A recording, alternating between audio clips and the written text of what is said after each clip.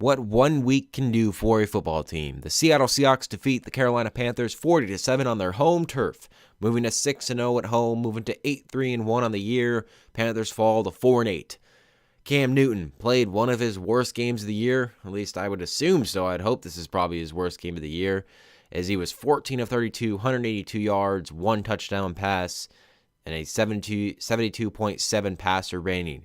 It was not good whatsoever for the Panthers. It started out weird with Derek Anderson going on the football field and throwing a pick.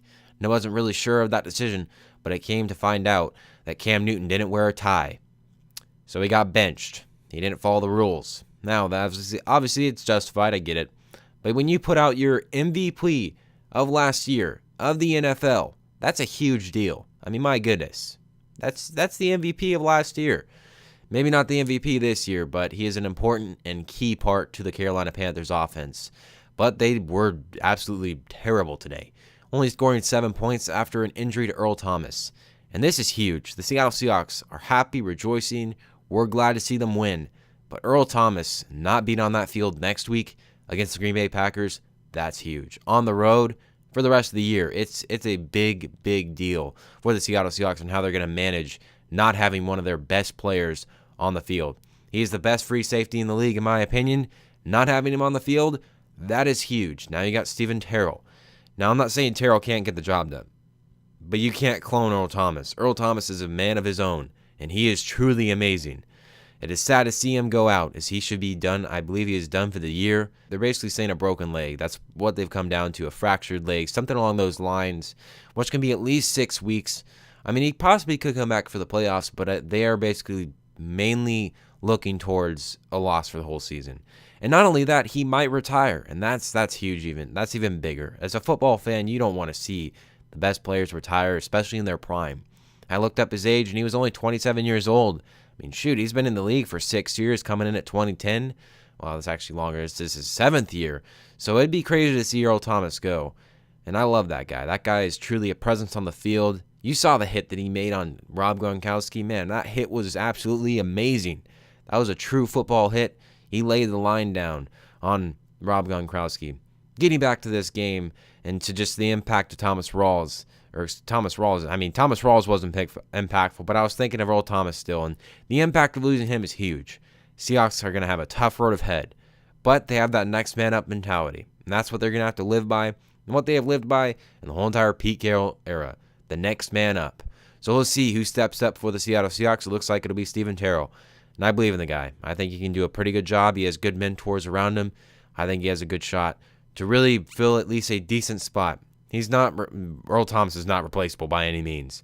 But let's hope that Steven Terrell can at least do a decent job to fill in for that spot, which is a huge spot to fill. Russell Wilson didn't have the greatest of days, but he was 26 of 36, 277 yards, 1 touchdown, 1 interception, and sacked 3 times on the day, as he had a 92 passer rating in this football game. I would say he played pretty well. It wasn't his greatest of games, but with that being said, he didn't have to do too much on offense. Now, that's not saying that he wasn't a huge reason for the offense being so successful. I'm saying that because Thomas Rawls had 15 carries, 106 yards, and Tyler Lockett ran it for 75 yards into the end zone, which was tremendous to start out the second half, which made the game basically over. Basically put the nail in the coffin as it made it 30-7. Surely there's plenty of time left, but the Seahawks basically had it in the bag right there, scoring 10 more points and making it a 40-7 game for the victory. Jermaine Kearse, he had a pretty big day. Possibly had a pass interference call that wasn't called. He had 5 receptions, 68 yards. Doug Baldwin, 7 receptions for 65 yards. And Jimmy Graham was 6 receptions, 63 yards with a touchdown pass, a 1-yard touchdown pass. Ted Ginn Jr., he had 5 receptions, 80 yards, a nice touchdown pass over the center of the field. And that was right after Earl Thomas was off the field. His presence being gone was hugely felt. Devin Funchess, he had 2 receptions, 44 yards, and Greg Olsen, 3 receptions for 30 yards. That is how this game went for the Seattle Seahawks today. They were absolutely amazing on both sides of the football field, and it is good to see the offense completely dominate a defense, which was number 1 coming into the game on yardage. I understand Luke Kuechly is out, probably has a huge reason to do for that, but my gosh, what a game by the Seattle Seahawks, and the way they played today, they deserve to win 10 more times. It was a truly amazing game to watch for the Seahawks. Really, this shouldn't have probably been a primetime game, I must say. Coming into this one, we kind of all knew this wasn't going to be the same Carolina Panthers Seahawks rivalry we have seen.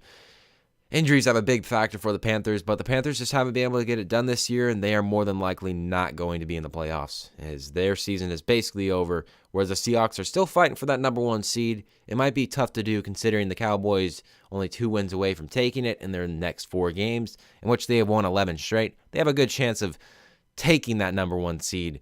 But the Seahawks are looking good. They're 8-3-1, and they're going to go to Green Bay next week. They have a good matchup next week against the Green Bay Packers, who have won 2 straight, in which they look like they were done. They went from 4-6 to 6-6. We'll see what the Seahawks can do next week against the Packers in Lambeau Field. Let me know your thoughts and opinions on this football game. Hauschka was money today, I must say. I believe he was 4-4 on field goals. What a great job for Stephen Hauschka to get some confidence going into future weeks, as he's struggled a couple times, but he was absolutely amazing this week. Hope you guys enjoyed this video. If you did, leave a like, a comment, and if you're new here, go ahead and click that subscribe button. I shall see you in the next one.